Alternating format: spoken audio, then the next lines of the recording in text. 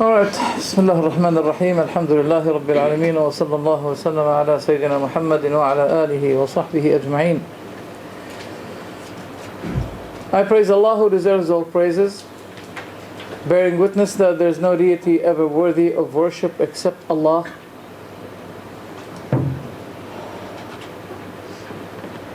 Worshipping Him through our supplications, through our ceremonies, through our prayers, as the Prophet Ibrahim alayhi salatu wasalam said, Inna salati wa nusuki wa mahyaya wa mamati lillahi rabbil alameen.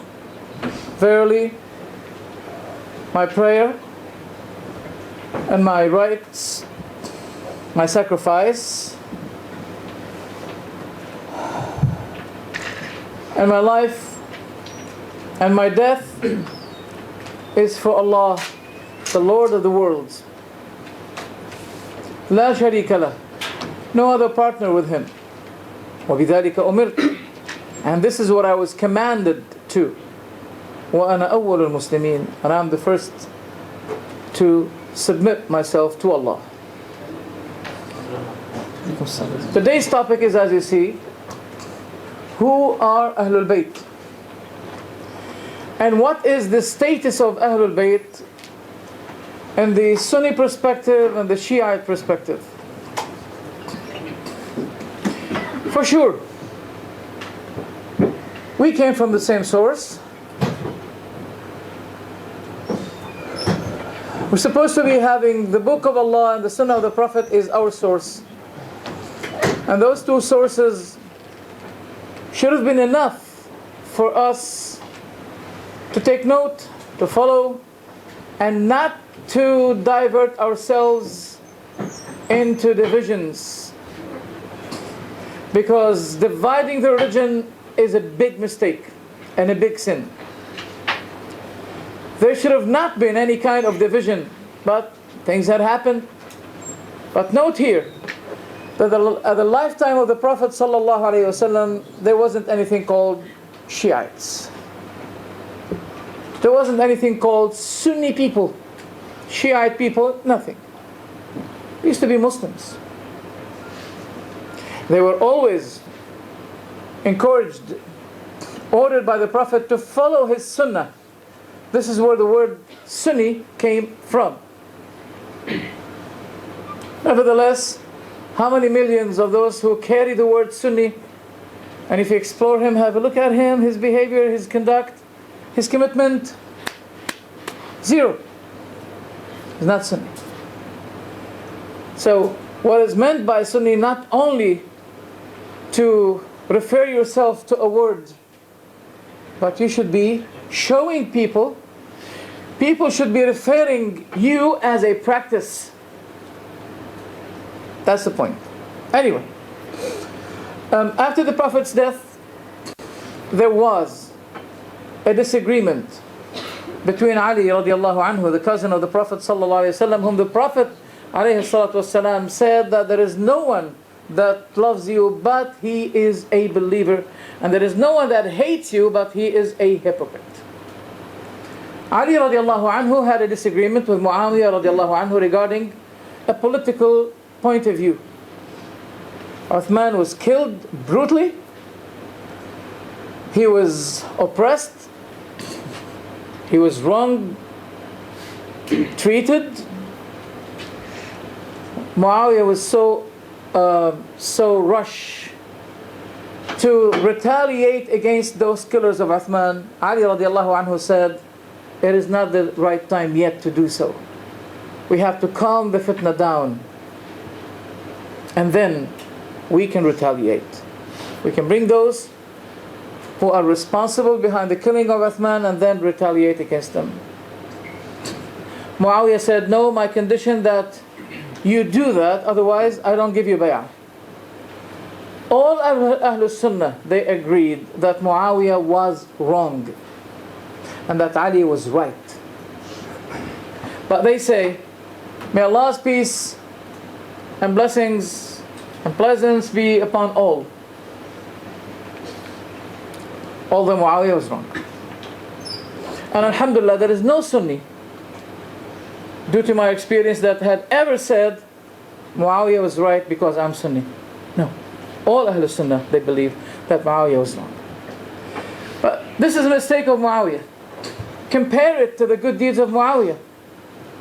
That he had opened the whole Asham, countries of Asham, which include Damascus, Syria today, Lebanon, Palestine, Jordan, all of this region, all of this area had been opened by Muawiyah, and millions of people had converted to Islam through him. So he made a mistake. But this mistake, compare it to the other good deeds that he had done. Now the moderate person, the fair and just person, will be seeing this to be a very small thing compared to the good things big things that he had done. Nevertheless, we came after them. We were ordered by Allah to say this.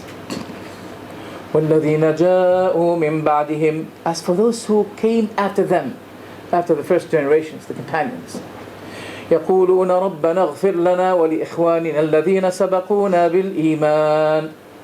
Those who came after the generation of the companions, they say, that means that what should be their attitude. O Allah, forgive us and grant your forgiveness for those who preceded us in faith. وَلَا تَجْعَلْ فِي قُلُوبِنَا غِلًّا لِلَّذِينَ آمَنُوا. And do not let any space of resentment or hatred against those who had believed. This is the task for each one of us, me and you. It was a political disagreement. There was nothing at that time called Sunni and Shi'ah. But this division that took place, a political division, we know that there are always people on the spot spying upon, waiting to take advantage of the disagreement in order to enlarge it and cause a big division in the Ummah. Now this is a thing that many people did not really realize. And until today, many people do not realize this. Afterwards, division, and each cult now, it has its own form, article of faith. And the differ started to become on the matter of creed, doctrine. Not only political disagreement, it became a doctrinal disagreement. We ask Allah subhanahu wa ta'ala, we can't do anything against it, but each Muslim is supposed to work hard on bringing the Ummah to get united. Al-Hasan is the son of Ali radiallahu anhu, a great person. He's one of the two who are described by the Prophet that they are the masters of people, of the youth in Jannah. Al-Hasan radiallahu anhu deserved to be called Sayyid, master. Why? Is it because of his race? Is it because of his nature, special nature? Why he was described by the Prophet that he's a master? The Prophet said, this son of mine, Al-Hasan, is a master. And I hope that Allah will be reuniting the Ummah through him. Al-Hasan became the leader, the Imam, after Ali radiallahu anhu's death. And may Allah's curse be on the one who killed him, Ibn Muljam. Al-Hasan became the leader. And there's still disagreement in the Ummah as a result of the disagreements that occurred between Ali and Muawiyah. Then Al-Hasan came with an army of 40,000 soldiers. Came to Muawiyah. People saw this army and they said, the one who has this kind of army will never fail to achieve his goal. It's a big army. 40,000. And he gave up his leadership and he gave it to Muawiyah in order to help the Ummah get united. He sacrificed his right, as Uthman did. Each one of those people, he sacrificed himself, his family, his property for the sake of Allah. He gave it up in order to help getting the Ummah united. And he did it. And Muawiyah honored him. Unlike what people claim that Muawiyah put the poison for Hassan and Hassan died, it is not true. We should analyze that there are a lot of false narrations, and many people were trapped in these kinds of false narrations. They don't know better. As a matter of faith, being a matter of faith, people should be investigating what they talk about. So we have two types of sacrifices. Uthman radiallahu anhu sacrificed himself. He said, no one should be stopping those who are after my blood. Leave them. One person to die and to shed his blood is better than shedding the blood of thousands of Muslims. Leave those people. Let them do what they want to do. And they did. And guess what? Who was in charge of guarding Uthman? Al-Hassan and Al-Hussein. They were ordered by their father to guard Uthman radiallahu anhu. But Uthman gave strict orders. No one should be stopping those people, intercepting them. Leave them. And they had to obey the orders of the leader. So as a result, Uthman died. Another sacrifice, Al-Hassan, he came with 40,000 soldiers and he said to Muawiyah, Imamah is yours. Take it. And that caused the reconciliation of the Ummah.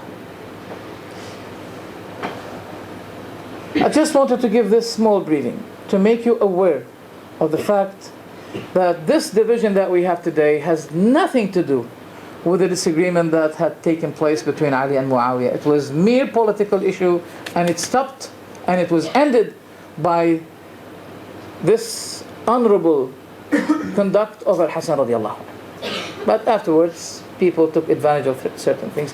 This ummah is always being conspired against. It's always like this. So we have to be careful. We've been told that Ali radiallahu anhu did not agree that leadership should be given to Abu Bakr, but he gave his hand. And if you ask people why, they'll say to you, he wanted to maintain the security of the ummah. Fine. That's a good thing. Do you have the same concern of Ali? So, if the matter had passed away, and you are really concerned of the unity of the ummah, why do you have to involve these topics nowadays? Let's say it was the right of Ali, and Ali gave his right up for the sake of the ummah. Do the same thing. Stop making these arguments that stop us from giving da'wah to the non-Muslims. That's what's happening nowadays. I used to be a great expert in Christianity. A great expert, alhamdulillah. But now I'm stuck. I can't make da'wah. Because we have many people who are throwing doubts inside the Muslim world, inside the Muslim ummah, against Islam, in the name of Islam. So that stopped me from giving da'wah to the non-Muslims. Who are Ahlul Bayt? Linguistically, scholars of language, they said, Ahlul Rajuli Zawju. The Ahl of the man, his wife. Look, if somebody understands Arabic, is there anyone who understands Arabic? Raise your hand up. Okay. When we say ta'ahhala ar-rajulu, or I ask you, for example, do you know Arabic? No, I want someone who knows Arabic, not learning Arabic. Okay. هل تأهلتي أم لا? Good. What did you understand? Translate what I asked you. Did you make No. Are you married? هل تأهلتي? Are you married? Did you get married? تأهلتي? See? We did not meet before. So I just want to make sure. that when I use the word تأهل الرجل, that means he became married. So أهل الرجل, his wife. And when we say Ahlul Bayt, his family, his wife, who takes care of his house. We call it today household. So the wife is inside the house or outside the house. If she is divorced, she is outside of the house. If she is not divorced, she's inside the house. How do you say to me that the wives are not Ahlul Bayt while they are inside the Bayt? Bayt means house. How can you say that? They are not Ahlul Bayt, the wives are not Ahlul Bayt, yet they are inside the Bayt. Can't be. So, I gave the reference, معجم مقاييس اللغة. وأهل الرجل أخص به وأهل البيت سكانه. The people of the house are those who are living in the house. أهل البيت سكانه, etc. والبيت التزويج يقال بات الرجل يبيت إذا تزوج. So as a result, we can see here التأهل التزويج أهل البيت سكانه. It's very clear, very obvious linguistically. Now the Quran also is the judge. We may disagree on the Sunnah between us and the Shia. Now not here. This gathering here is a very high academical, intellectual gathering. We should not be dealing with our emotions, but we should be dealing with our rational, our intellect. It's very important. At least, if we disagree, we still have something called respect. If we disagree, because despite the disagreement, if you still have this factor of respect, we can still communicate. But if there's no more respect, how can we communicate? No way. We can see the Quran here. إنما يريد الله ليذهب عنكم الرجس أهل البيت ويطهركم تطهيرا. Do you know this verse, brothers? All of you know it. Does it begin like this or not? What is the beginning of this verse? No. Can anyone know? That's not the beginning of the verse. The verse begins like this. وَقَرْنَ فِي بُيُوتِكُنْ, and abide in your houses. وَلَا تَبَرَّجْنَ تَبَرُّجَ الْجَاهِلِيَّةِ الْأُولَى, and do not display the former times of ignorance. وَأَقِمْنَا الصَّلَاةِ, and establish the prayer. وَآتِينَا الزَّكَاةِ, and give the alms. وَأَطِعْنَا اللَّهَ وَرَسُولَهُ, and obey Allah and His Messenger. إِنَّمَا, verily, يُرِيدُ اللَّهُ لِيُذْهِبَ عَنْكُمُ الرِّجْسَ أَهْلَ الْبَيْتِ, Allah intends only to remove from you the impurity, O Ahl al-Bayt, وَيُطَهِّرَكُمْ تَطْهِيرًا, and to purify you the utmost purification. Ahl al-Bayt. Now, the addressing here, how do you see it? Is it for someone else other than the wives of the Prophet or not? The addressing is from Allah to the wives of the Prophet. In Surah Al-Ahzab, chapter 29, verse 33. You may say, no, you disagree. We say, alright, let's go to another verse, because the word Ahlul Bayt is mentioned 3 times only in the Quran. Only 3 times. Not 4, only 3 times. As Ahl, yes, many times. But Ahlul Bayt, only 3 times. Let's go to the next one. The angels came to Ibrahim, the Prophet Abraham, as they say in English, and Ibrahim wanted to shake hands with them, but he realized that no shaking, no touching taking place. He was scared. He knew afterwards that those are angels who came to give him glad tidings. Now, at that moment, his wife appeared.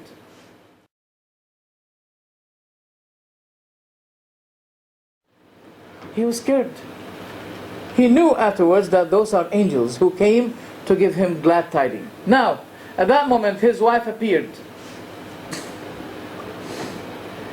And they gave her the good news of having a son. She said, يا ويلتا أألد وأنا عجوز? Shall I beget? Shall I deliver children while I am old? وهذا بعلي شيخا, and this husband of mine is also too old? They said, أتعجبين من أمر الله? Are you amazed of the decree of Allah? رحمة الله وبركاته عليكم أهل البيت.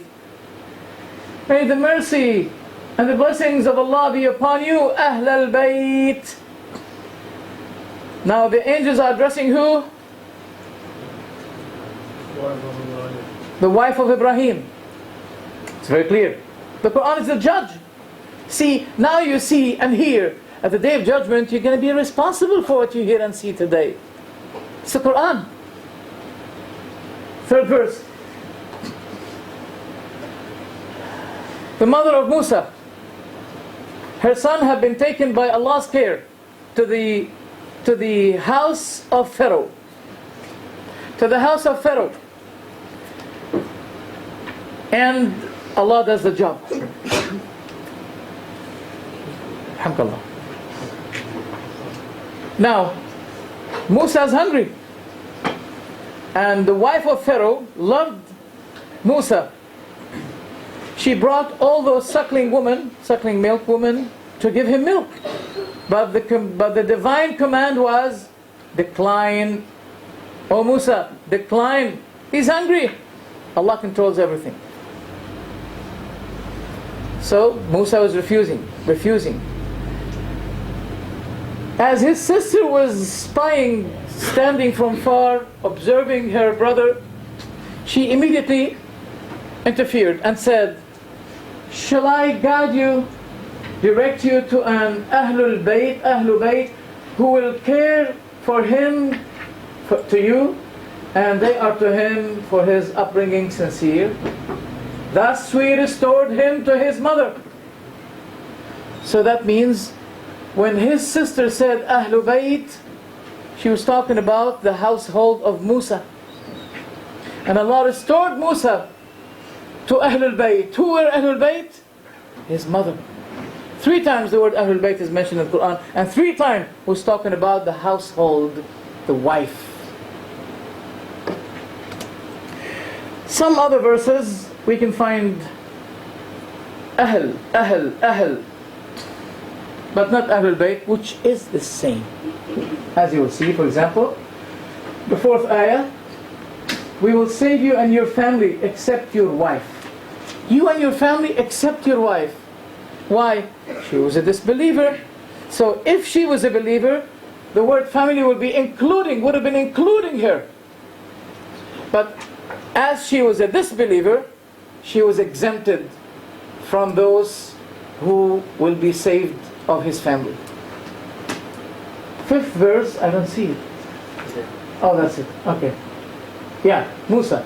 Musa said to his wife, the Quran says he said to his family, stay here until I go and find, because he saw a fire and he wanted to see if there's something to eat. So he said to his, and the Shia scholars, they said, he said to his family, stay here. That means he said to his wife. So the word Ahlul Bayt is used in the Quran for that purpose. The last verse, you know what happened between Yusuf and the wife of the king? She was attracted to him, she wanted him, he was running away from her, and she was catching him from the back of his shirt. And as he was running to the door, both are rushing to the door. She wanted him, and he wanted the door. He opened the door, and suddenly her husband was on the door. Immediately, you know, women are good in plotting. Sorry, don't be upset with me. She immediately changed the behavior. She said, what is the punishment of those who intend evil against your family? but they should be imprisoned or they should be painfully punished. Your family, she mentioned the word family, and that means yourself. So as you can see, this is from the Quran, and as I said, the one who really glorifies the Quran should be saying, that's enough for me. This is a matter of religion. It is a matter of faith. I should not be hearing and then saying, just like those who used to say, we hear, and we disobey. We hear and we ignore. You know, there are many lively factors that cause the person sometimes to ignore. The truth is shown to him clearly, and yet he says, maybe afterwards I believe in it. Afterwards, not now. Now from the Sunnah, we find, according to the Sunnah, that the family are the wives, the sons, and even the cousins. Narrated by Bukhari that the Prophet used to be passing by the house of Aishah. Every time he enters the house of Aishah, he says, Assalamu alaikum Ahlul Bayt. Bukhari. Now some people say, we don't believe in your Bukhari. Now what did you do with the Quran? Think about it. Don't let shaitan trap you. Also he was asked, ﷺ, how can we perform our prayer on you, O Prophet, in our prayer? He says, say, Allahumma salli ala Muhammad wa ala ali Muhammad. Say, O Allah, grant your salah on Muhammad and the family of Muhammad. Now listen here. There's something very important here. The word Ahlul Bayt, Ahlul Muhammad, it means also every true follower of the Prophet Muhammad. Because the word Al is it has been used in the Quran as well for those followers of somebody. وَحَاقَ بِآلِ فِرْعَوْنَ سُوءُ الْعَذَابِ. The Al of Fir'aun were severely punished. Al Fir'aun. He's not talking about his sons, about the followers of Fir'aun. So nevertheless, here, Allahumma salli ala Muhammadin wa ali Muhammad. Right after that, in Bukhari as well, in another narration, he says, say, Allahumma salli ala Muhammad wa azwajihi wa dhurriyyatihi. Grant your salah, O Prophet, O Allah, on your, on Muhammad and his wives and his sons. As a result, when Ahl Sunnah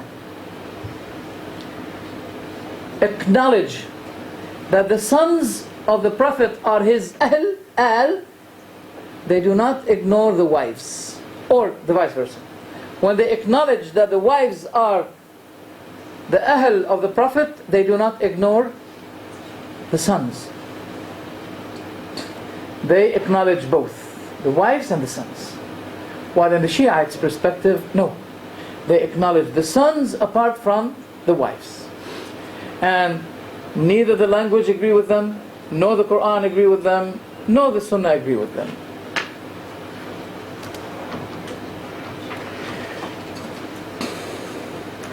The Prophet ﷺ was saying, "O Allah, let the provision of Al Muhammad be only qut." Qut, that means they don't spare more money, more food. Something that is sufficient for them to eat. This is only for the family of the Prophet. And that is a sign of the Prophet's reliability and credibility. Because the Prophet is not allowed to take charity from people. Even his family, they're not allowed to take charity from people. No charity. It's not allowed. And if the Prophet died, his family are not allowed to inherit him. Any lively thing that the Prophet leaves should be for the poor people in general, not for his family. If the Prophet, in other words, if the Prophet was a liar, why should he declaring to be a prophet? Any false prophet will be declaring prophethood in order to gain some lively benefit. But look here, the Prophet is saying, I'm not, even the Prophet was walking with his son Al-Hasan, grandson. And Al-Hasan went down, he saw a piece of a date, and he took it. Then the Prophet said to him, leave it. it may be from the property of sadaqah. And if the Prophet, in other words, if the Prophet was a liar, why should be he declaring to be a prophet? Any false prophet will be declaring prophethood in order to gain some lively benefit. But look here, the Prophet is saying, I'm not, even the Prophet was walking with his son Al-Hasan, grandson. And Al-Hasan went down, he saw a piece of a date, and he took it. Then the Prophet said to him, leave it. It may be from the property of sadaqah, and we are Al-Muhammad not allowed to take any from the money of sadaqah. We're not allowed. This is a miracle in itself. We use that when we introduce Islam to the non-Muslims. We use this as an evidence, as a sign that Muhammad ﷺ is a true messenger of Allah. So here the Prophet was saying, oh Allah, let the provision of the family of Muhammad be only to make their need, to be sufficient for their need only, not to spare anything more. And this da'wah, this supplication of the Prophet ﷺ was heard regarding the wives of the Prophet ﷺ, but did not include Bani Hashim nor Bani al-Muttalib, because among them there used to be rich people. But as for his wives and sons, their provision was only a qut. That means only something which is hardly to be sufficient for them, just to eat. What is our perspective regarding Ahlul Bayt? There are some false narrations that, Ali after his death, or even when he was alive, in Damascus, he was cursed on the pulpits. And that means when people give Friday sermon, they say, may Allah curse Ali. I didn't see any authentic narration. But I say here, while I'm standing, may Allah curse anyone who says it, no matter who he is. Because the Prophet ﷺ, according to Sahih Muslim, he said to Ali, Wallahi, la yuhibbuka illa mu'min, wa la yubghiduka illa munafiq. There is no one that loves you, but he is a believer. And there is no one that hates you, but he is a hypocrite.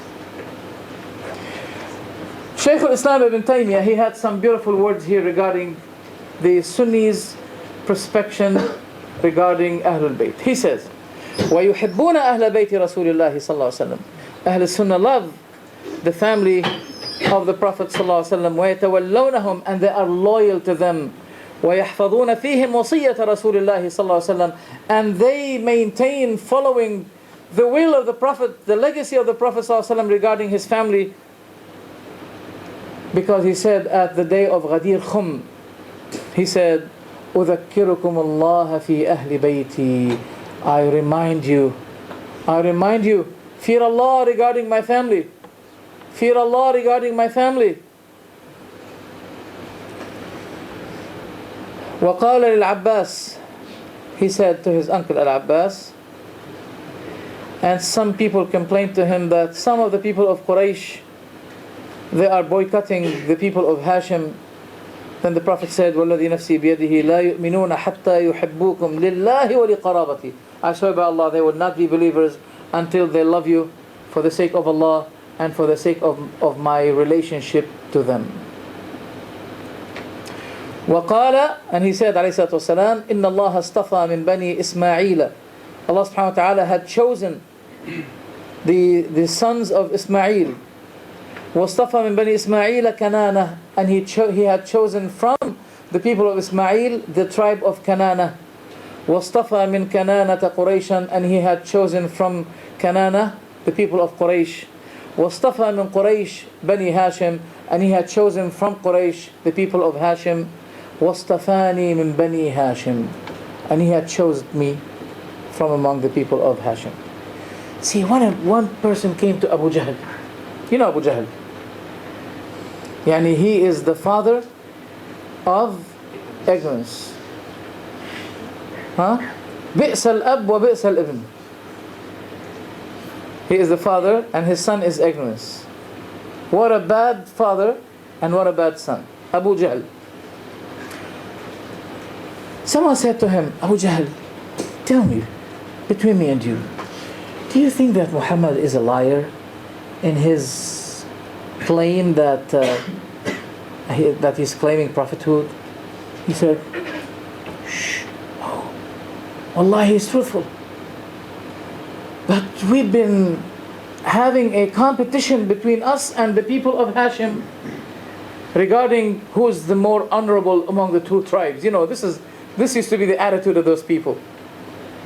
They gave food to the pilgrims and we gave food. We gave shelter and water to the pilgrims and they did. Competing. Suddenly they said, a prophet came from us. Where can we get a prophet from our tribe for them? Well, how can we do it? We can't do it. We have to say you're a liar. He doesn't belong to our tribe. He belongs to the tribe of Hashim. Oh, so that's why he was accusing the Prophet Muhammad, despite Muhammad was his nephew. And he was accusing him to be a liar. So, the general belief of Ahlul Sunnah regarding Ahlul Bayt, we remember always the legacy of the Prophet ﷺ, وَذَكِّرُكُمُ اللَّهَ فِي أَهْلِ بَيْتِ. What does it mean, وَذَكِّرُكُمُ اللَّهِ? That means don't curse them? Not only this, there are people who go to extremes regarding them. They say, for example, Ali is eternal. Ali was created by light. And he is a light from the light of Allah. And Ali and the Ahlul Bayt, they are superior over the universe, as Al-Khomeini mentioned. They said that Ali and the Ahlul Bayt, they are superior over the universe and even over the atoms. They have a great control over every thing in this world. That's extremism. We disagree with that. So, neither to curse them, nor to go in extreme with them, and nor to slander the Prophet's wives. Because the Prophet's wives are his wives here, and they will be his wives at the day of judgment. Note here, if they were bad, the Prophet would have been divorcing them. Because there was something like that in the Quran. In the same chapter 29. Allah said, in this 29, where is it? Oh. Yes. In this, I think 32. Yeah. O prophets, tell your wives, if you want the life and its adornment, so come to me. I'll give you your dowry back.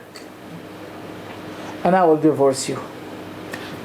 But if you want Allah and His Messenger, وَالدَّارَ الْآخِرَةَ and the hereafter, then Allah will be preparing for those believers among you a great reward.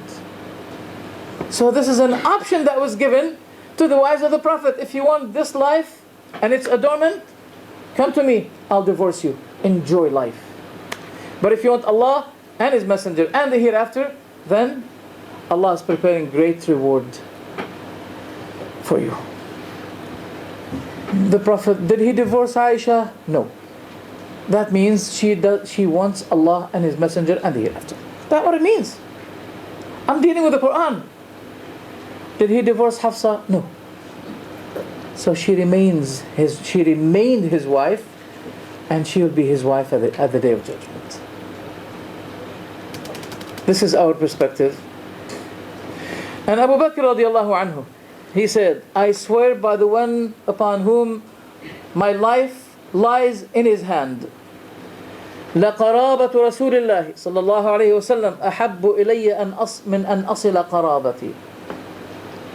The family, to maintain the contact with the family of Ahlul Bayt is more important to me than maintaining the connection with my own family. That means I rather join the relationship between me and the family of the Prophet more than joining the relationship between me and my own family.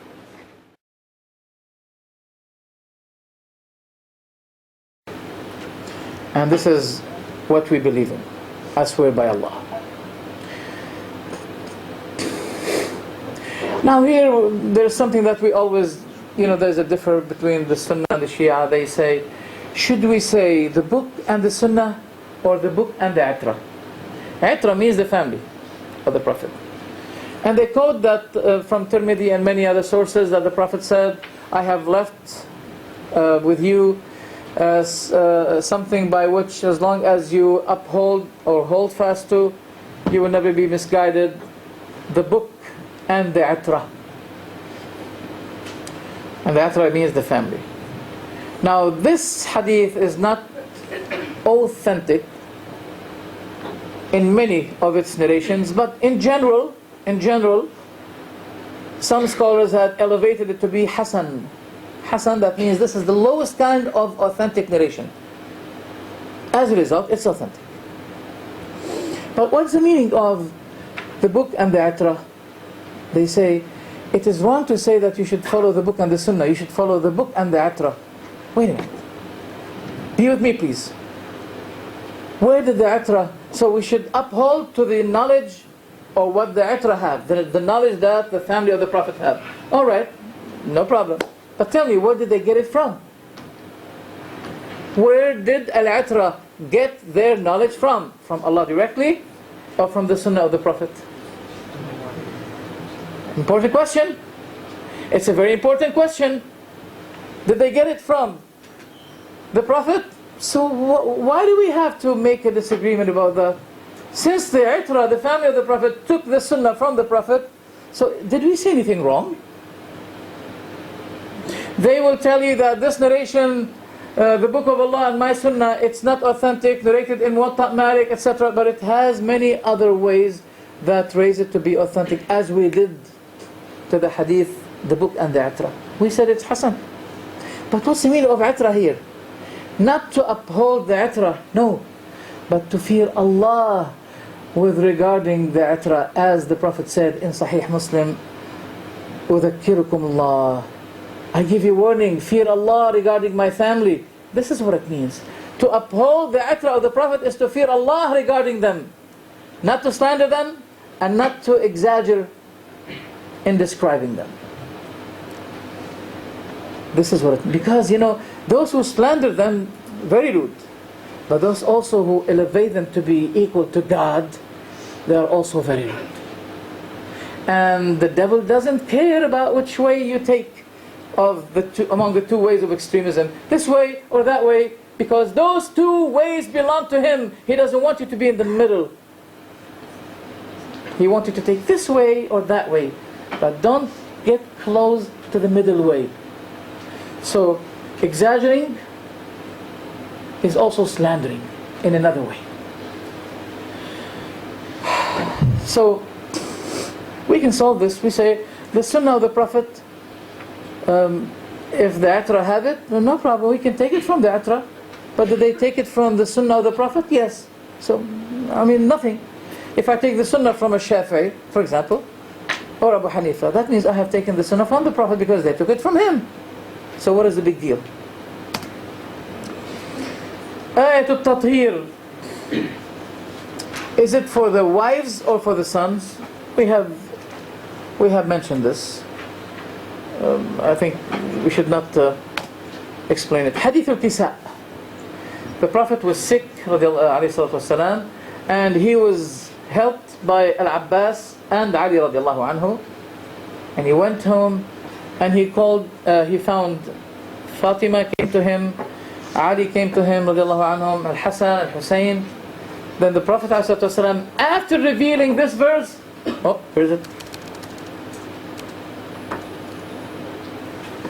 After having this verse revealed to him, he collected Fatima, Ali, Hasan, Hussein, and he put them under the garment, and he said, Allahumma ha'ula'i ahlu bayti, fa'adhhib anhum al-rijsa wa tahirhum tathira. Those are my Ahlul Bayt. Now, according to the Shi'ah, they say that, you see, this hadith is saying that the Prophet said, those are my family, my Ahlul Bayt. Yes, it's true. So now I'm a teacher. Let's say I'm a teacher here. Okay, and you're all my students. So I pick 1, 2, 3, 4, 5 brothers. Please come to me, please. Please come to me. Okay? Stay. I'm saying, for example. Okay? So I collect the 5 students of mine and say, those are my students. Doesn't mean that all the others are not my students. If I coincidentally saw 2, 3 students of mine and say, oh, you are my students, I'm so proud of you. Doesn't mean that all the other students are not my students. No. Why do we have to take it that way? Yes. And besides, they say that hadith al-kisa is very important. Note here that kisa means garment. And the Prophet used to be using the same garment of his wives, by the way. You know, garment is not a female cloth necessarily, nor a male cloth. It's only a garment that a person puts on over him. And the Prophet used to be praying and taking that garment from his wives, putting it on him and performing the prayer. So the Prophet brought the garment and put it over Fatima, Ali, Hassan, Hussein. Therefore, is there anyone more? I don't think so. And then he said, those are my family. Well, we agree, for sure. We don't say they're not. But we don't ignore what the Prophet said as well. In other hadith, when he used to enter the house of Aishah, he said, Assalamu alaikum Ahlul Bayt. So we have to combine the evidences, not to ignore some of the evidences. We should not ignore the evidence of the Quran. The Quran used the word Ahlul Bayt 3 times for the wives, not for the sons at all. And as a result, I mean, what is the fruit? What is the fruit and what is the purpose behind putting the garment? The Prophet had a concern that people may think that this verse, where is it again? Ya Allah. That's it. That people will think that this is for the wives only. So he brought his sons and he put them under the garment and he said, those are my Ahl. Those are my Ahl. Those my Ahlul Bayt. So Alhamdulillah, Ahlul Sunnah, they believe that Ahlul Bayt is for the wives of the Prophet and for every son of the Prophet and even for Ali radiallahu anhu. Because it comprehends as well, it includes as well the cousin of the Prophet sallallahu alaihi wasallam. Because al-Muslim or al-Aqil, they were also not allowed to take charity. So people use this, you know, the kisa, hadith al-kisa, as an evidence of either of the 2 things or both things. That they deserve to be the leaders after the Prophet. Second, that they are masoom. You know the meaning of masoom?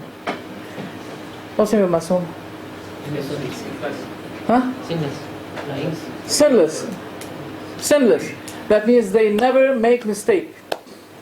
We don't know human nature be like this. Those are angels. No? And the question is, are they by nature sinless? It should be, they say yes, because Allah said, Allah is intending to purify you. That means He is making you sinless. So by the qadr of Allah, Allah is making your nature to be sinless. Naturally you are sinless. Well, that makes me better than them. How? Because I struggle against sinning despite I have a sinful nature. I give an example. Don't laugh. I said don't laugh. Okay. May Allah reward that blind man that I saw. I used to be having a friend who was a blind man. MashaAllah. He never looked at any woman. MashaAllah. Why, he's blind? You should not be amazed. He's blind. He can't see. So what do you say, may Allah reward him? He never looked upon a woman. He has to. So who's better? The one who is naturally doesn't sin, or the one who is sinnable, sin-able, but he's struggling against the sin? Who's better now? You tell me. I'll leave it to you.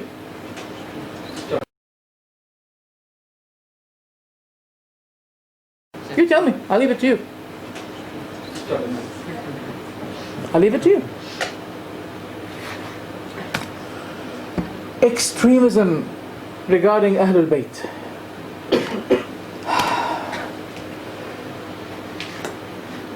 Some people believe, I don't want to say Shia, some people may get angry with me. I'm not going to say Shia.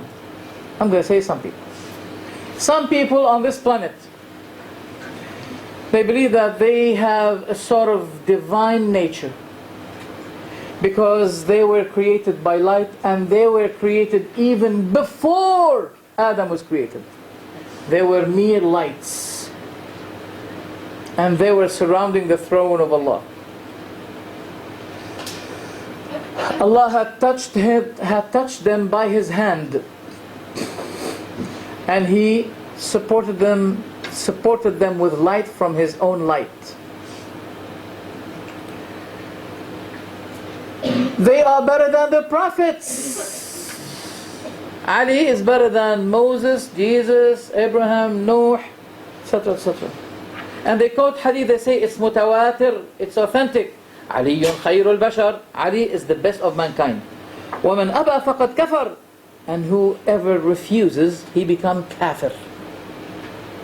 And many scholars of the Shia, they said it's authentic. Now, if you want any evidence from me, I know it may take time with me. I can bring it, not Google it for you, but I have it. I have the evidence here. It may take time, but it's your right. If you ask me, give me the evidence, I have to. Because when I speak, I never allow myself to speak even one word without evidence, without knowledge. It's haram. You know, fornication, in my perspective, is haram. And also, quoting people something that they did not say, it is something to me similar to that of fornication. It's not allowed. So, is it really? If I want to become a Shia, I must believe that Ali radiallahu anhu is better than the Prophet Ibrahim? Otherwise I become kafir? This is not an Islamic belief. The Muslims always believe that the prophets are the best of all mankind. There is no one ever better than the prophets of Allah.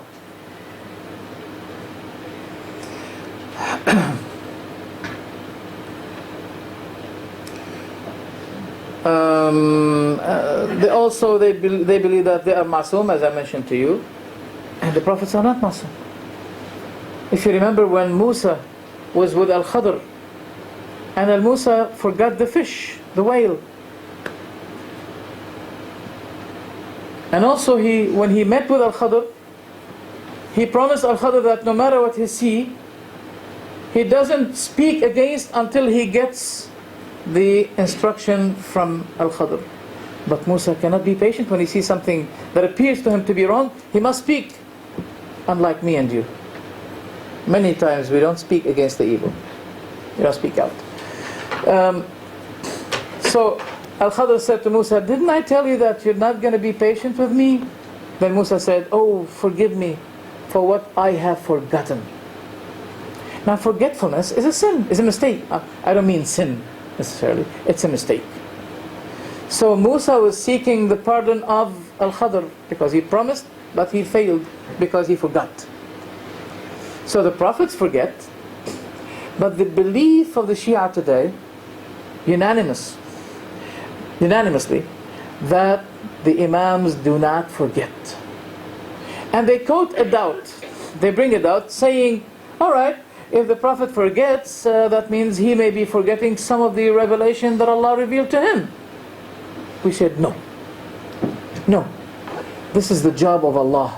Despite the Prophet has a human nature, and we know the human nature is able of mistaking. Despite that, it is the job of Allah to preserve and to guard and to protect His revelation. It's not only the job of the Prophet Muhammad sallallahu alaihi wasallam. Inna alayna jam'ahu wa Qur'ana. It's on us to collect it, and to make you able to read it. It's on us. It seems to be something similar to the doubt that the non-Muslims bring. They say, well, how can your prophet be a illiterate man at the same time he receives the revelation? Maybe he had made a mistake. We say no, alhamdulillah. The prophet is illiterate, and the Quran today contains the scientific evidences that you cannot decline and you cannot reject. Alhamdulillah. So, since we had no concerns about how can a prophet be illiterate and the revelation, we did not have any fear about the revelation from an illiterate prophet, we also have no fear about the revelation of Allah from a prophet who has a human nature and who is able to forget. They believe that the Imams do not forget, and that's not true. Ibn Babawayh al-Qummi, an early Shiite scholar, he cursed those who believe that the Imams do not forget. He said this is the beginning of extremism. And now it is a unanimously agreed belief among the Shia that they do not forget. Also they know the unseen. There's nothing that occurs until the Day of Judgment, but they know it.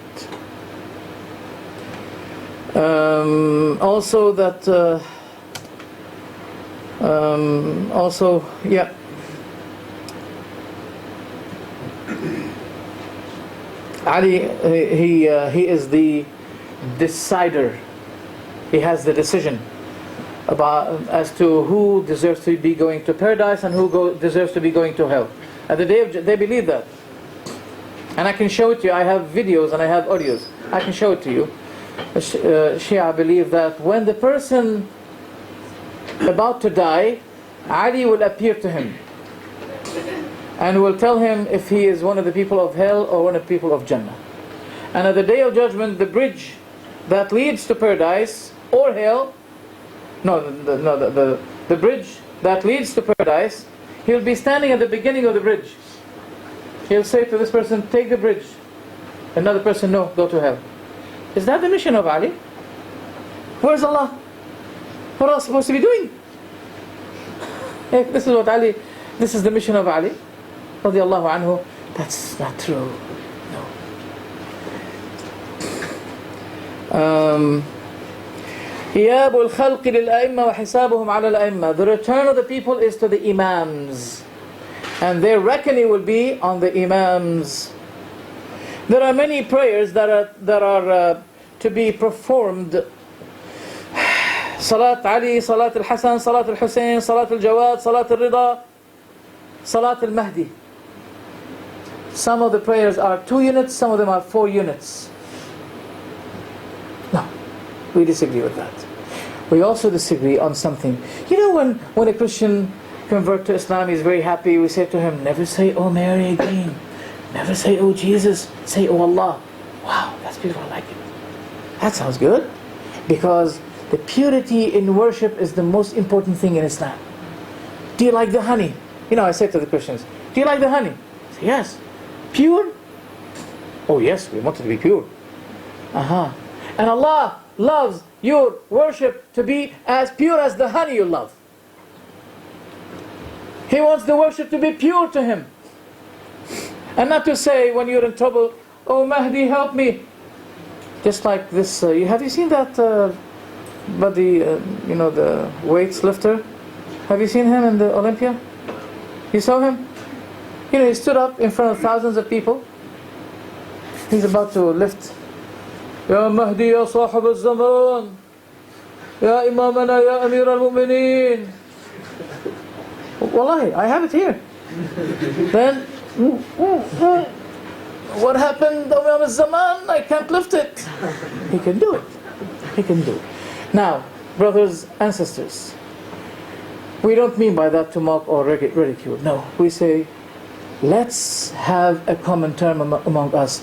We don't say Ya Hussein. Despite today the word Ya Hussein became a pretext, a banner. You know, there are websites, the title of those websites, Ya Hussein. The title of the website, Ya Hussein, that means it became shi'ar, a banner for them. Why? The shi'ar of the Muslim is Ya Allah. Oh Allah. Only. Not to ask anyone. Christians used to be saying, Oh Mary. Oh maiden. Oh Mary, help me. Save me.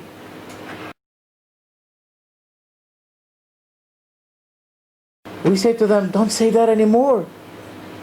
But, you can say, Oh Muhammad, Oh Hussein, no problem. But don't say, Oh Mary. Shame on you. If you say, Oh Mary, you are mushrik. But if you say, Ali, Ya Hussein, Ya Muhammad, it's tolerated. Why? Only because the name is different? If you're not allowed to say, Oh Mary, you're not allowed to say, Oh Jesus. Oh Hussein, Oh Ali. Say, Ya Allah. That's all. And don't argue. It's a matter, look, it's a matter of tawheed. It's a matter of monotheism, tawheed. Suppose you're wrong. Your mistake has something to do with the doctrine. It's not a mistake about, is this halal or is halal? No. It's a matter of aqeedah. And if you died while you have this mistake, and we know that tawheed, anything that opposes tawheed will not be forgiven. Any shirk will not be forgiven. Why do you have to jeopardize yourself? Why? Why? We will disagree on this matter, Ya Hussein, Ya Muhammad, Ya Ali, but we will not disagree as long as we both say, Ya Allah. The Ummah needs today to get united, but it will not be united over the book and the Sunnah. No, it should be united according to the book and the Sunnah, while holding fast the book and the Sunnah. This is the important thing. We can see making tawaf around the graves of the Imams in Karbala, in Kufa. You can go and see that tawaf, just like what's happening in Mecca, tawaf. And I was arguing with someone. He said to me, I said to him, look, it's a matter of worship or not. Why do we make tawaf around the Kaaba in Mecca? Because it's a matter of worship, isn't it? He said yes. I said, so when you make tawaf around the graves, so that's ibadah. He said, no. Who told you? Who told you? How dare you say that? I said, pardon me, maybe you are a tourist? Maybe you're a tourist? You're making tawaf as a tourist? What is the purpose? That's nonsense. So these are aspects of paganism, in a matter of fact. Eating, for example, eating some small parts of stones, and they believe that this is a part of the body of Al-Hussein. We disagree with that. How? Why? Making your sujood on this rounded piece, horse, they call it. Why? They say it is the Turba Husayniyya. It's from Karbala. It has something to do with the body of Jesus. The Christians say that the cross also has something to do with the body of Jesus. But why it has to be so? When the Prophet performed the prayer, when Ali performed the prayer, did he put A4 paper on him, on the ground? Did he put anything? No. So this is something new that people are doing nowadays. It has not been done before. It has not been encouraged or commanded by the Prophet ﷺ. Never ever. Therefore, we have, for example, here Khomeini. He said, "Wallahi la yusibu al-ilm." No one can achieve knowledge إلا من أهل بيت نزل عليهم جبريل, except by people of Ahlul Bayt that Jibreel used to be coming down on them. That means revealing to them. And we have another one here. He says, Khomeini, he says, جبرائيل الأمين, Jibreel the trustworthy, كان ينزل مرارا خلال هذه 75 يوما التي أعقبت وفاة الرسول صلى الله عليه وسلم. He was always going down to Fatima, and he was telling her about all the matters of the future that is supposed to be done regarding her family, her offspring, her sons. We disagree with that.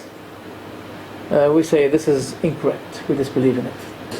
Now, there's a lot of things to talk about, and I don't want to take much of your time. I think it would be more exciting if I welcome questions from all of you. I did not, this preparation that you saw, I humbly say, I just made it while I was on the train. This one. Because I was shocked. Some people called me yesterday and said, you have a lecture. I said, I just came back from London. And I made a surgery last week, here. They said, Sorry, you have to. Huh? I have to. So I made small preparation. I hope it was informative. I welcome the question from the not from the Sunni people, but I give priority to the Shia. It is a good chance to have them here with us. We welcome them, and we welcome any question they would like to ask. And as I said, please be academic, be intellectual. Don't go with your emotions. I don't advise you for this. It's a gathering of ilm, knowledge, and the gathering of ilm is blessed. So please, I give you the opportunity to ask any question you'd like to ask. You may take this and pass it to any sister who would like to ask a question. Just, yes, please. Keep it beside her.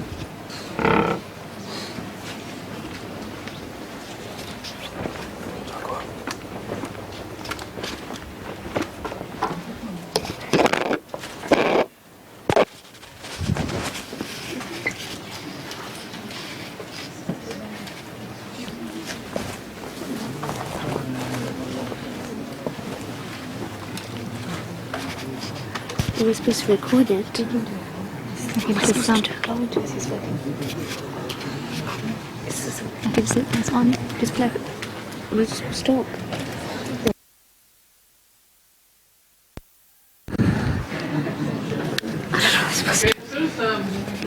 What's the question? Yes. Yeah. I wanted to ask you something. You said that Shias do tawaf around the grave. I'm Shia. I've been to Iraq, Iran, Syria. We've never done that. So is it a... Sorry? You lack experience. Is it a certain type of Shias that do that, or is it just all of them? No, you don't need to be certain type of Shia. Because you have Baharas, you have Ismailis. Those who sow, they are equivalent. They are more believed than those who did not see. Because this is the limit of your knowledge. And I saw it many times. Even the one who wrote the book called Then I Was Guided, he wrote in his book that I went to the grave of Rida and I saw the Tawaf. It was disgusting to me. I didn't like it. What is this? And I was asking the Shia scholars, what is this? Why do you do these things? Okay? So, for sure, it's been done. You lack experience, maybe in the future. Just Google it. I will. On YouTube, you're going to see it. I will. Thank you. Thank you very much. If anyone else wants to ask. Oh, yes. Yeah, no, this is only for the camera. Does it work? So please, after you take it, give it back to me. Sister, you can keep it with you. It gives the same voice, exactly, the same rate. She wants to get. Can you hear it now? I can hear it.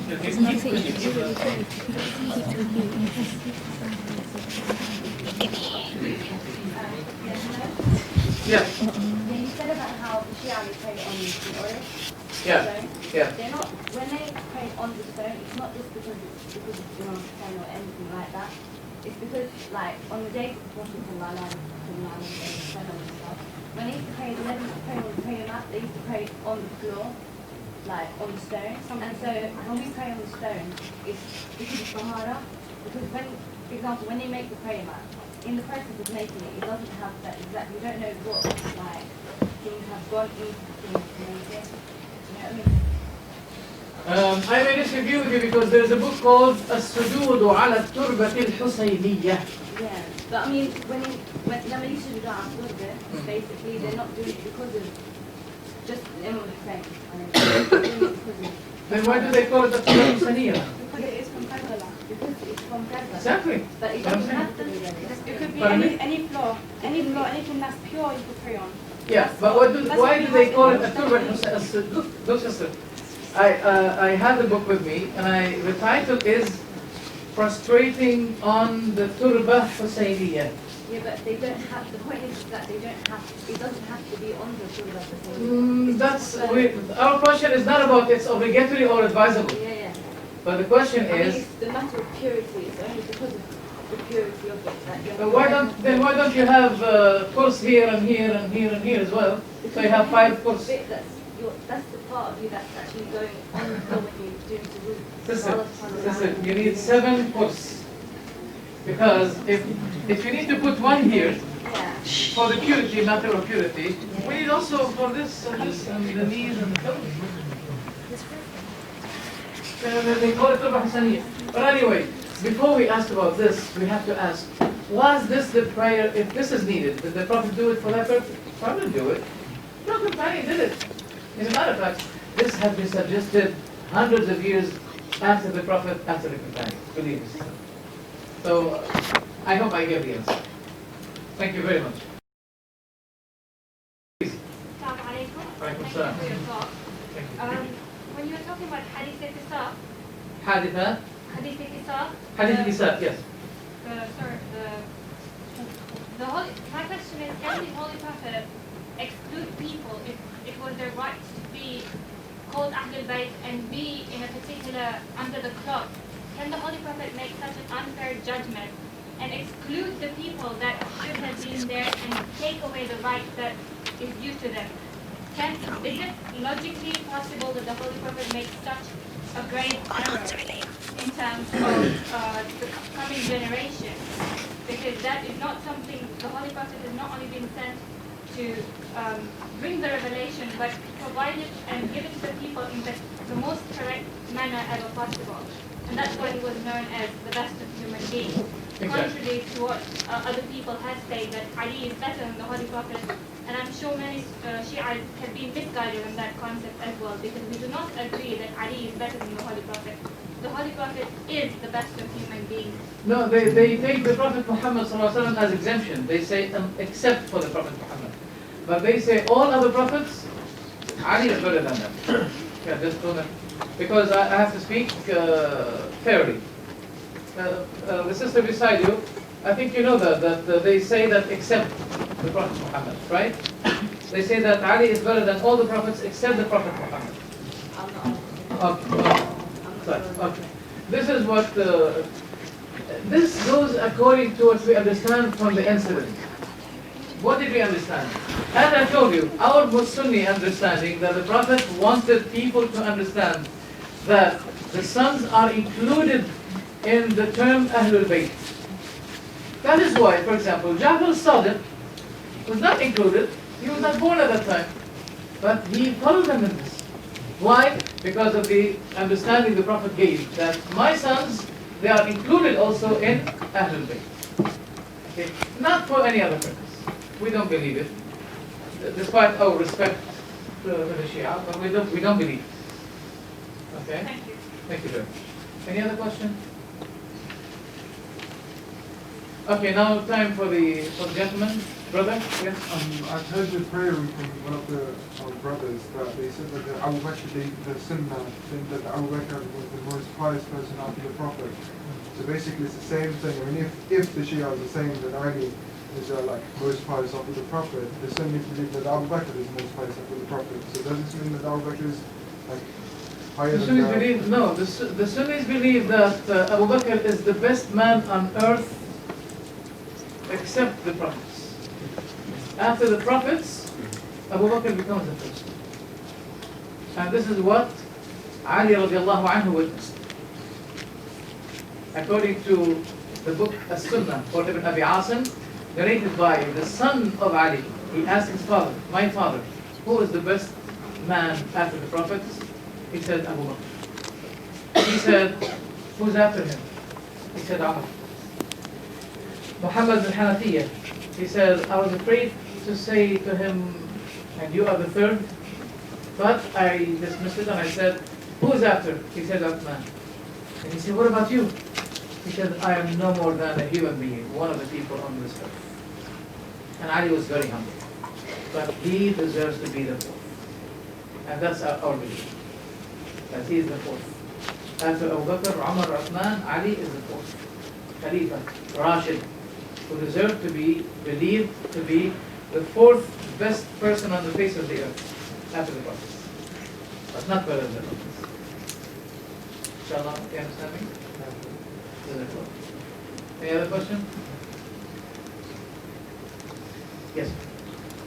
The Sunni and the Shia split due to hereditary, the difference between hereditary and meritocratic rulers.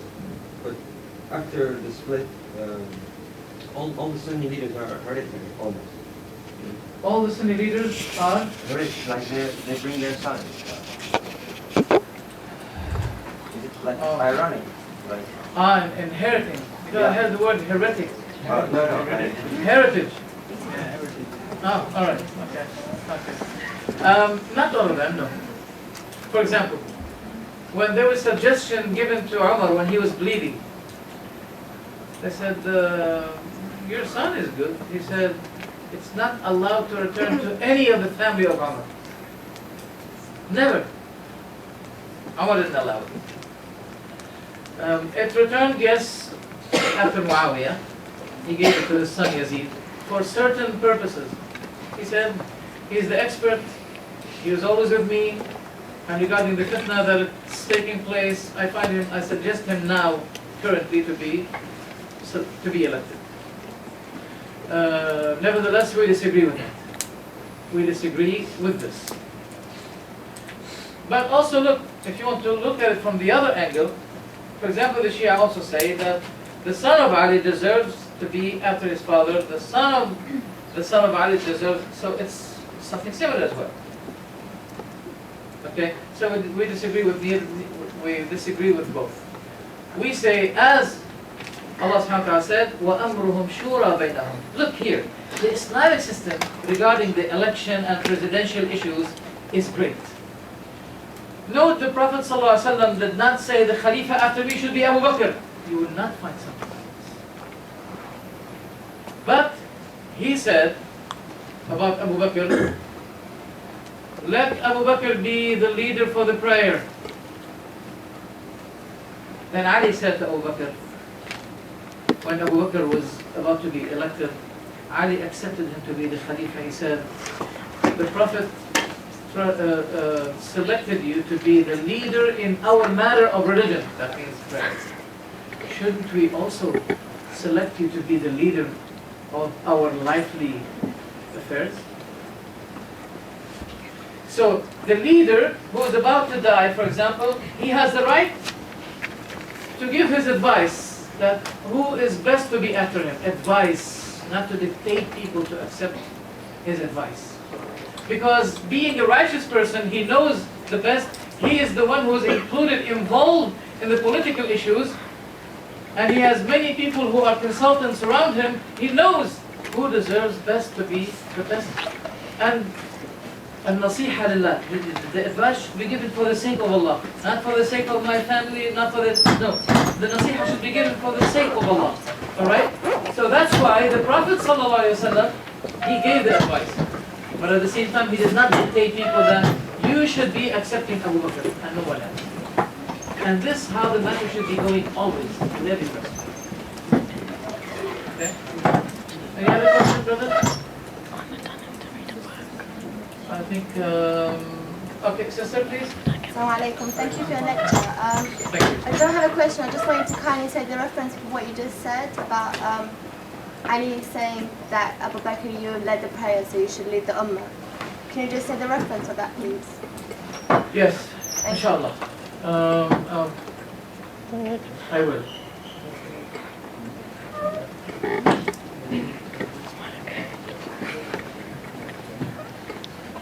Oh, it went off. Can you put, please, can you kindly put, please forget this. It's cool. I'm just got off my coffee. It's kind of really good. Let's take the mic and talk. Hello.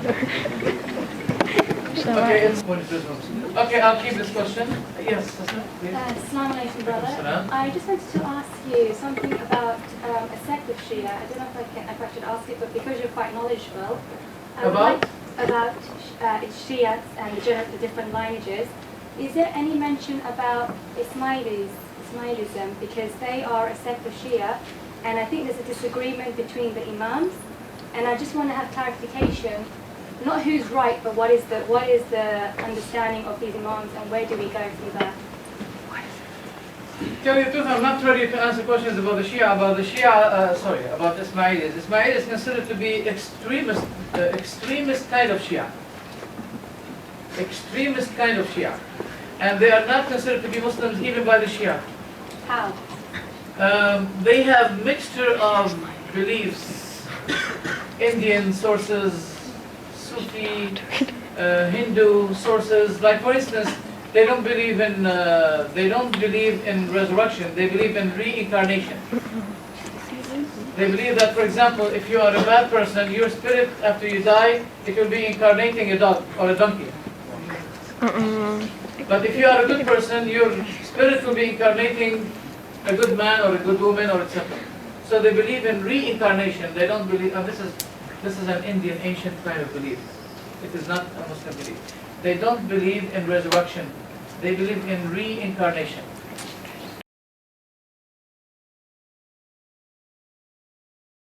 And we have some of those in my country. They're called Duruz, Ismailis. They are called Duruz. And they're not supposed to be knowing their religion until they become 40 years. Really? And I was asking one of them, what if you died before 40?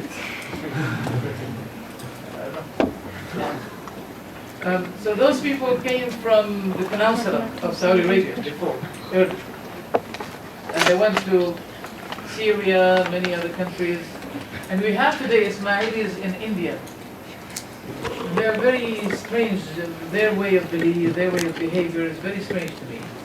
Yet I did not really investigate much of their beliefs. But they have a lot of extremist kind of belief, to the extent that not only the Sunni Muslims believe that they are heretic, but even the Shia believe that they are heretic. Ismailis and Nusayris, they are very close to one another. Do you have a particular literature that has that information? Yes, I do, but in Arabic. I hope it did not really come to my mind to find if there's anything in English.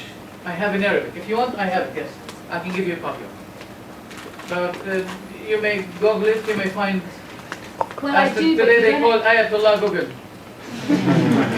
Ayatollah. Because Islamically, in many things, you find. You don't imagine to find it. You find it Google. So I hope you can find some English materials regarding these. Thank you very much. Okay, I'll just look for. Yeah, you may ask any question if you have until I try to find the. Oh, we have. Okay. Question.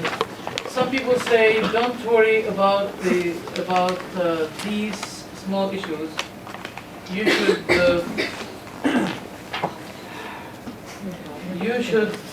would worry about the Khilafah. Oh, that doesn't matter, this doctrine, that doctrine. The most important thing is the Khilafah. It's not true. Because I give the same answer that I gave to that person who said, I'll worship Allah when I become 40. I said to them, what if Khilafah did not come, but I may be dying tomorrow? I need to know what should be my belief. I may die tomorrow, and Khilafah may not be established maybe until after 500 years. No. So you have to have a good doctrine, a good belief. You have to study. Look, brothers and sisters, I say that to you, and it's very important. Church failed to meet science. They failed. And there's still a challenge against the church to prove themselves scientifically. The Muslims, they have the Quran, which is full of science and full of miracles. And we're supposed to be here, especially those students of you. They should meet the challenge. They should, when the church failed scientifically, we should succeed. We should succeed. And do you understand what I mean? Every prophet was expert, and his kind of miracles meet the type of the profession that his current people used to be doing. Like for instance, the matter of medicine at the time of Isa alayhi salam, was the thing that people were expert, skillful with. So Isa's miracles met the same kind of skill that the people had. Also at the time of Fir'aun. Today we have a time of, we call it the time of knowledge, science. We should really be on the challenge. And we should prove the Quran to be scientifically the book that those people are looking at. It's very good. Now, as a matter of saying that Khilafah is the most important thing, my answer is we should seek knowledge whether the Khilafah will be established tomorrow or after 500 years. Because the Khilafah needs educational people, people with knowledge, scholars. How can the Khilafah be established with ignorant people? This is a dream. You can dream if you want, but the dream will not come true until you be realistic and deal with the matter intellectually. What's the concept of mit'ah? Is it permissible in Islam or not? Mit'ah means temporary marriage. It used to be permissible exceptionally for certain hard circumstances. And the Prophet ﷺ said it's not allowed, it's prohibited until the Day of Judgment. Now, I don't know, if you have a daughter and somebody will come and say to you, give me your daughter for 2-3 hours, I don't know what will be your reaction. Would you like it? If you like it for your daughter, you should like it for the others. If you don't like it for your own daughter, don't like it for the others.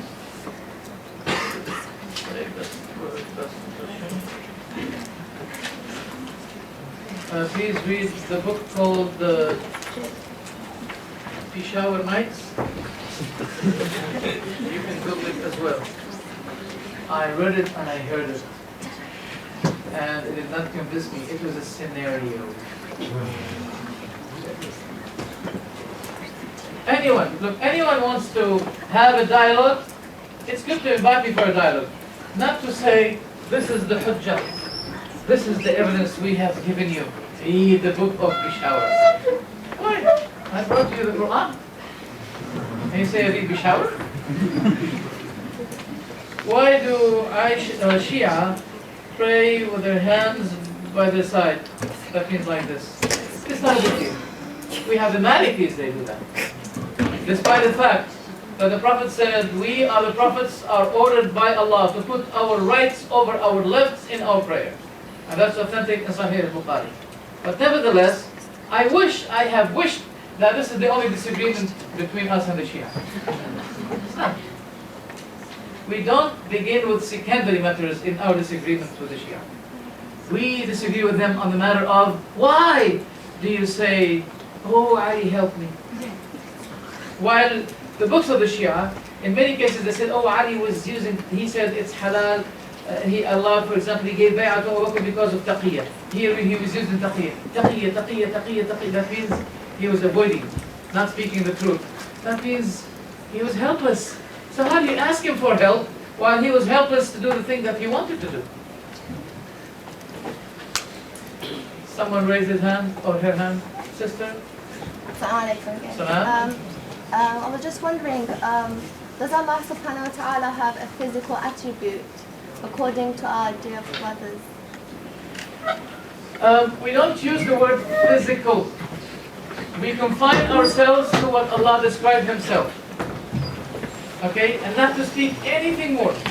For example, Allah described Himself that He has 2 hands. He said to Iblis, to the devil, مَا مَنَعَكَ أَن تَسْجُدَ لِمَا خَلَقْتُ بِيَدَيْكَ.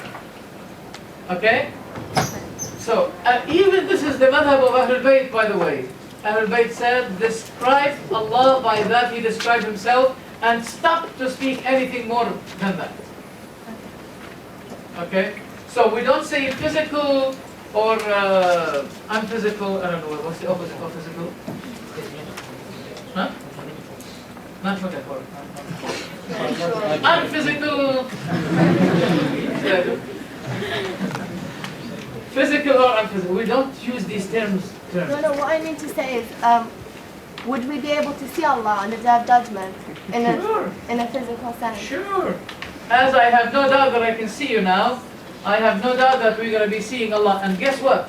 The Prophet said that the moment when they will see Allah in paradise, seeing Allah will cause them to forget all the beauty of paradise. Okay? Why do Shia hit themselves if for the sake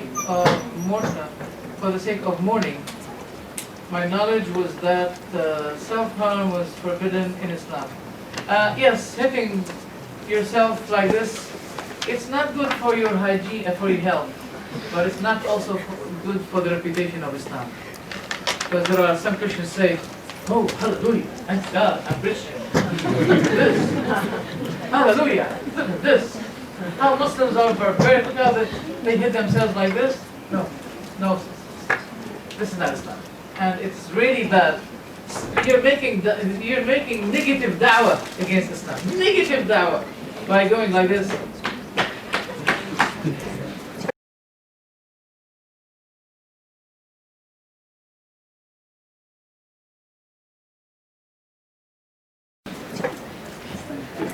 That's nothing.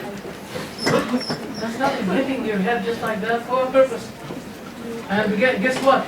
They bring their children and they shave here a little bit, and they bring the razor, clap, and the children start to bleed. That's not Islamic. That's not Islamic. Why do they have to do this? And the BBC, Reuters, Sky, all of those, they're so happy to video it. This is Islam. Does Aishah? Oh, Shiah. Does Shia mean sect? Yes. Because in the Quran, the word Shia was used for the reference of cults and sects. أعوذ بالله من الشيطان الرجيم. كآية الكتاب يقرأ المسلمين ربما يدل لأكثر المسلمين ذرهم يأكلوا ويتمتعوا ويجنبوا الأرض بالدعوة فسوف يعلمون. Then Allah subhanahu wa ta'ala said, وأرسلنا من قبلك في شيع الأولين شيع الأولين وما يأتيهم من رسول إلا كانوا به يستهزئون. We have sent many before you to the sects and the cults before, and there is no prophet that comes to them, but they used to ridicule him and mock him. So the word Shia was used as sect and cult and tribe. The word Shia has nothing to do with the matter of faith, by the way. While the word Sunni, it refers to following the Sunnah of the Prophet ﷺ.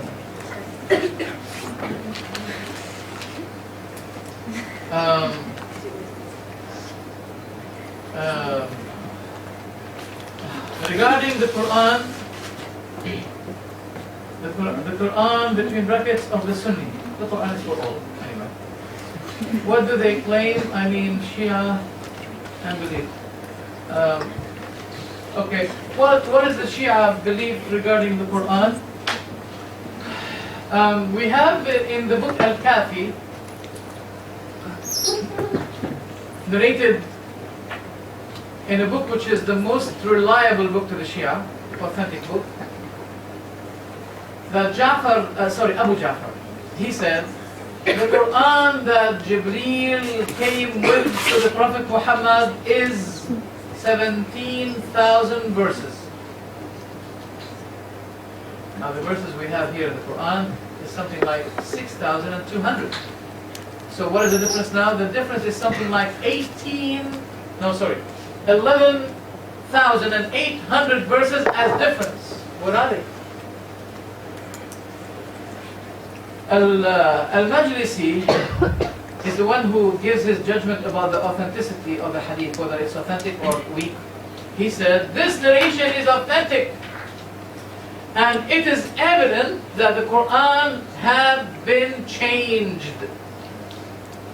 And Al-Majlisi today is described to be the greatest scholar ever. Al-Kulayni himself is a disciple of Ali ibn Ibrahim al-Qummi. Ali Ibrahim al-Qummi, he said that the book of Allah was changed. And Allah said, for example, in the Quran, Ya ayyuha rasul balligh ma unzila ilayka min rabbik. O Prophet, convey what had been revealed to you from your Lord. You know what the Shia say? This man, oh my goodness, you're showering me with this. Yeah. Ali ibn al-Qumi says, the verse was like this: O Prophet, convey what has been revealed to you regarding Ali. And if you don't do, you have not conveyed his message. Regarding Ali, you don't find regarding Ali in the Quran. Nothing. So that is why the Shia said, yes, we don't see those verses anymore because the companions took them out. Why? Because they wanted to deprive Ali from his rights to be the leader after the Prophet. You know why? Because the companions, they gave their life, they gave their property, they gave everything they have cheap for the support of Allah and His Messenger. We don't know that the companions, they love to be the leaders, and that's why they are ready to change verses and to remove verses from the Quran for that favor. Those are not the companions, no? Those are not the companions Allah described in the Quran. It's not true. Don't believe it. There was another question, but it doesn't matter. I need someone to read for me because can you throw some light on the so-called secret knowledge given to Ali? Okay. There's nothing called secret knowledge. Because when Allah said convey, that means to everybody. And Ali radiallahu anhu was asked, did the Prophet specify you in a certain knowledge that he did not give to everybody? He said, La wallah, I swear by Allah, that he did not specify us in a secret knowledge that we did not give to anyone. No. And that's not fair. Why there should be secret knowledge? If this is a matter of knowledge, it should be given to all. Because hiding knowledge is treachery, is betrayal, is cheating. And those who say that the Prophet did not convey the message, the knowledge except for certain people like Ali, they are accusing the Prophet, in a matter of fact, that he cheated. Not to convey the message is a matter of cheating. Can you please tell more about taqiyya? Yeah, what about it? Taqiyya is to believe that, for example, Wallahi I love you, Wallahi I love you. But in my heart I say, I wish that I died. That's taqiyya.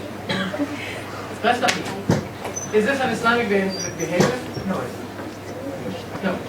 They say that we use it when it's important and not against the Muslims. Why in Islam it's not allowed to cheat? With a Muslim or not? You're not allowed to cheat. Number one. Number two, it is not a matter of license or importance, no. Because they say, تسعة أعشار الدين في التقية. 9% of the 10% of religion is based on lie, taqiyya. وَمَنْ لَا تَقِيَّةَ لَهُ لَا دِينَ لَهُ. Whoever does not practice the lie, he has no faith, he has no religion. And they say that this is narrated by Ja'far al-Sadiq. We don't believe that. Ali never speaks like this. Ja'far, may Allah, he's one of the family of the Prophet. Never, we never believe that Ja'far will be speaking like this. What kind of religion based on making lies to people and cheating them? It can't be Islam.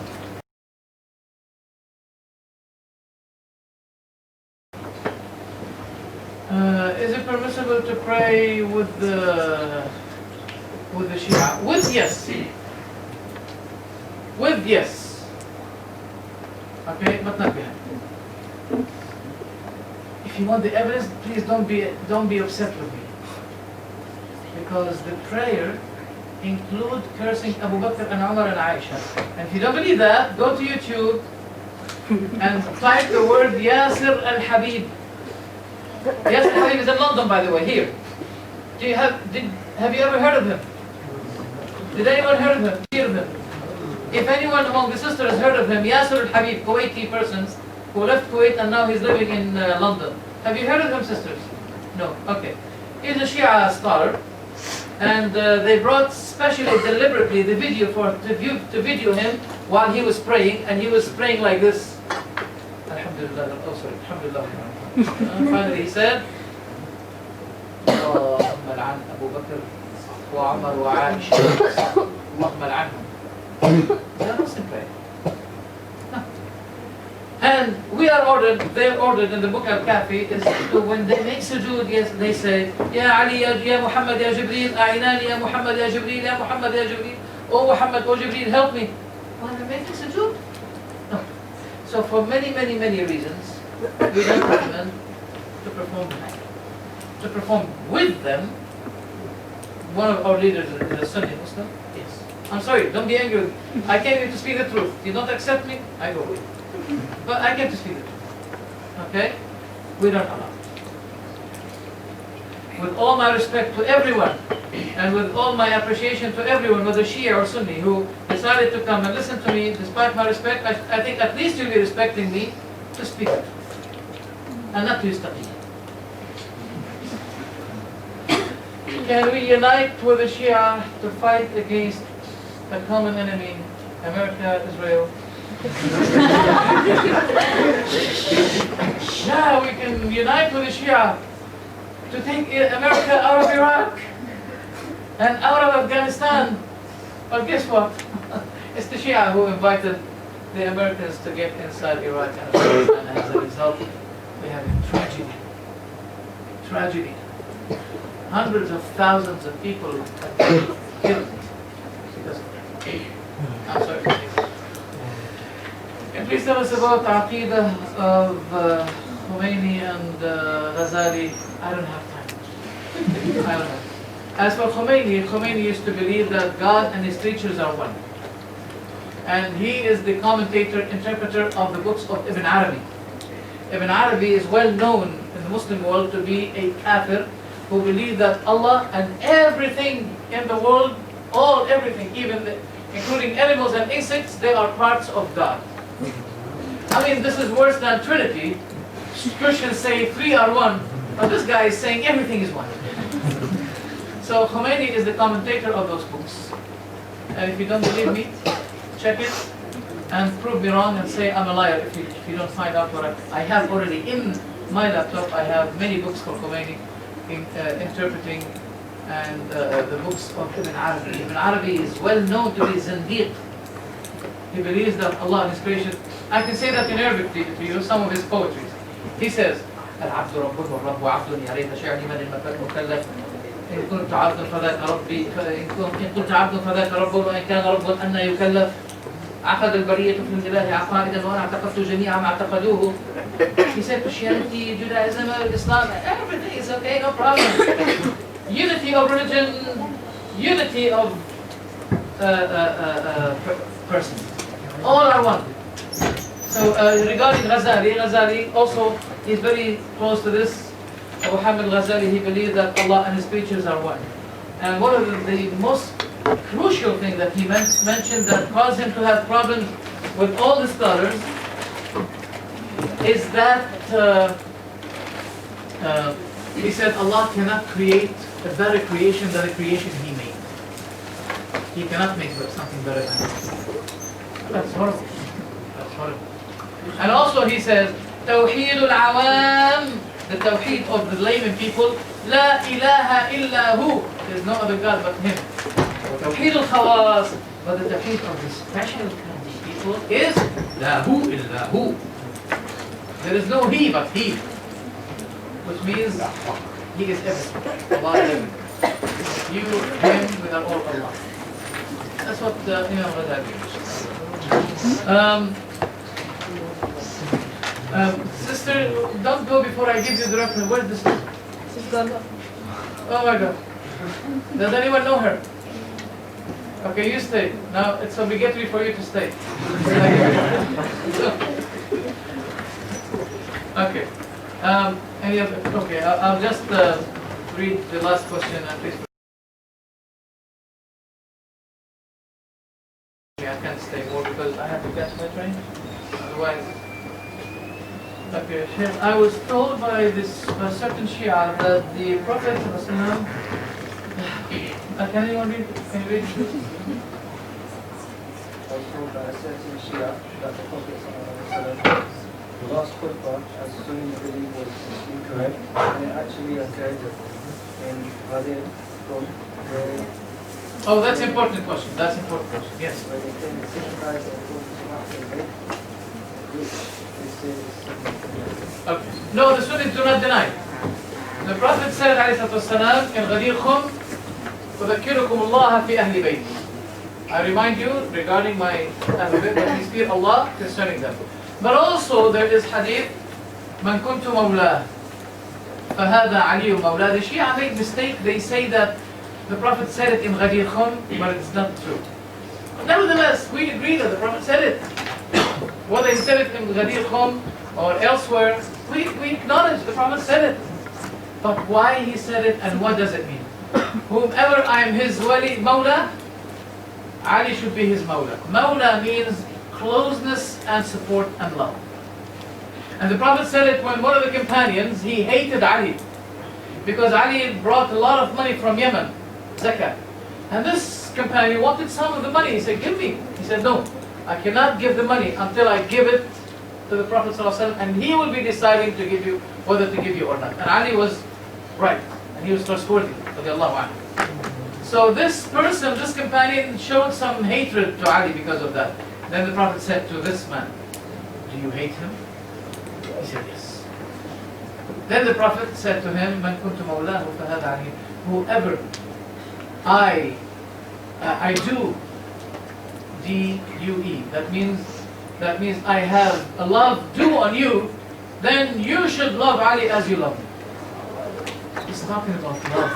And there was a small debate, if you saw it maybe on YouTube, between me and the channel Ahlul Bayt. I don't know if you saw me. You saw me. At the channel, they were talking about Mawla, and that was the day of Ghadir Khum. They consider to be a feast day. So I spoke to them, I said, you're quoting, you're using the word Mawla, which means Imam. He said, yes. I said, but Mawla in the Quran was mentioned for the meaning of love, not Imam. And Allah subhanahu wa ta'ala said in the Quran, فَإِنَّ اللَّهَ هُوَ مَوْلَاهُ ذَلِكَ بِأَنَّ اللَّهَ مَوْلَى الَّذِينَ آمَنُوا وَأَنَّ الْكَافِرِينَ لَا مَوْلَى لَهُمْ. Allah is the Mawla of the believers, while the disbelievers have no Mawla. So I said, if the meaning of Mawla means Imam, the Kuffar, they have Mawla. They have Tony Blair, they have George Bush, they have a lot of Mawla. If this is the meaning of Imam, Mawla. If the Mawla means Imam, oh, the Kuffar, they have Mawla. But this doesn't mean, the Mawla doesn't mean Imam. Because otherwise we're going to be saying that Allah is Imam. Do you accept Allah to be Imam? ذَلِكَ بِأَنَّ اللَّهَ مَوْلَى الَّذِينَ. Allah is the Mawla of the believers. So we say Allah is Imam? You can't say Allah is Imam. Allah is the leader. You can't use that. So they were in a big trouble. After my question, they can see. I think that's enough. I'm not going to answer the question. Give me? I didn't see it.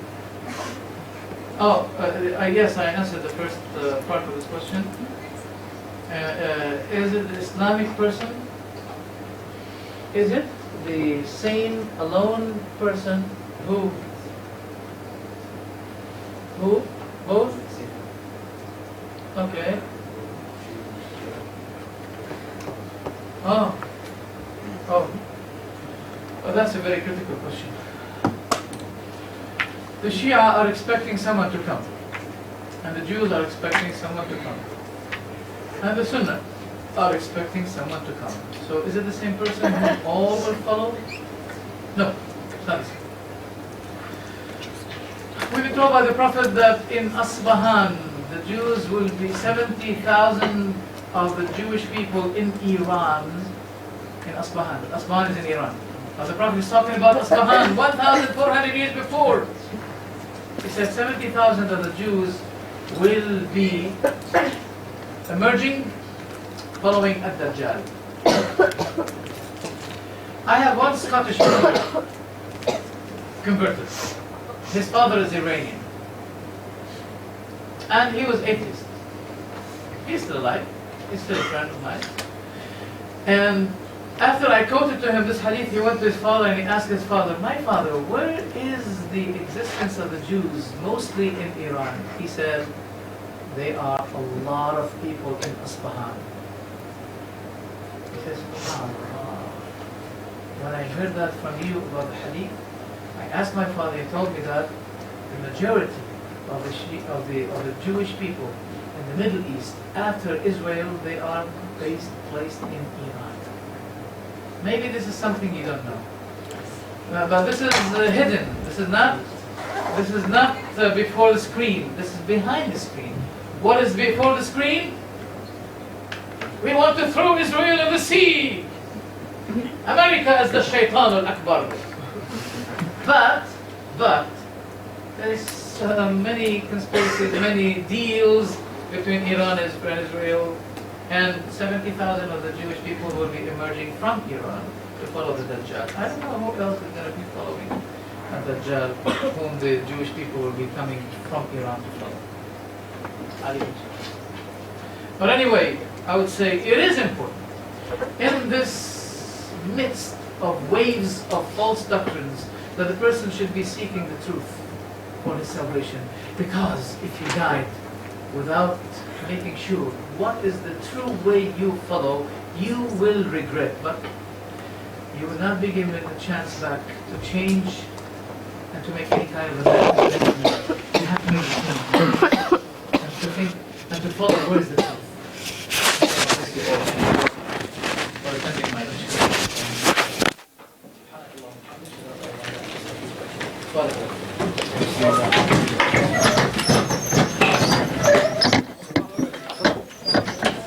Yeah, sit down and wait for long time.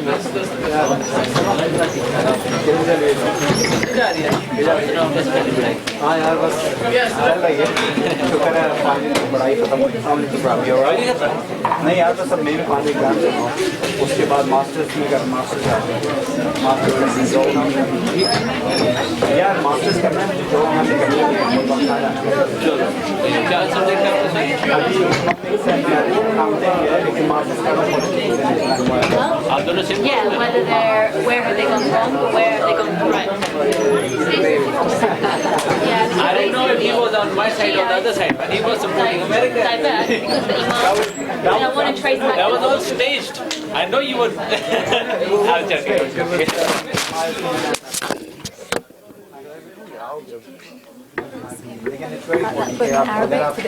Message to brothers and sisters, inshallah, today at 10 o'clock on Islam channel, the Sheikh has a debate on music. Inshallah, he wants you all to see that and pass the message on around. Also, for the sisters, the Sheikh is getting the reference out, so if you can just wait and pass on the reference that the sister wanted to her, please. Jazakallah khairan.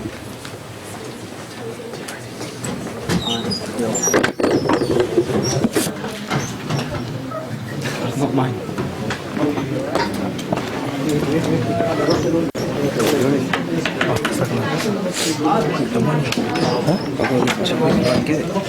بس 250. Don't worry about them. Just go.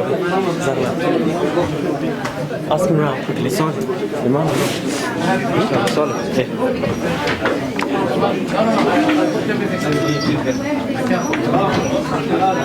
Next time.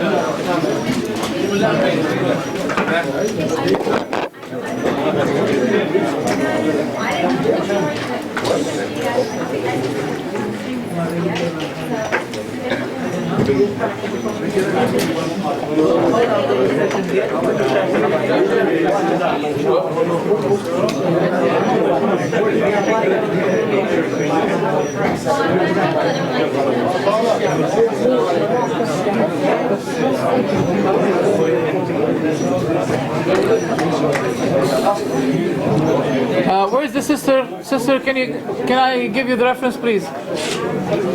Give me paper, pen and paper, please. Right on the back of this one. Should get your new paper. Yeah. Okay.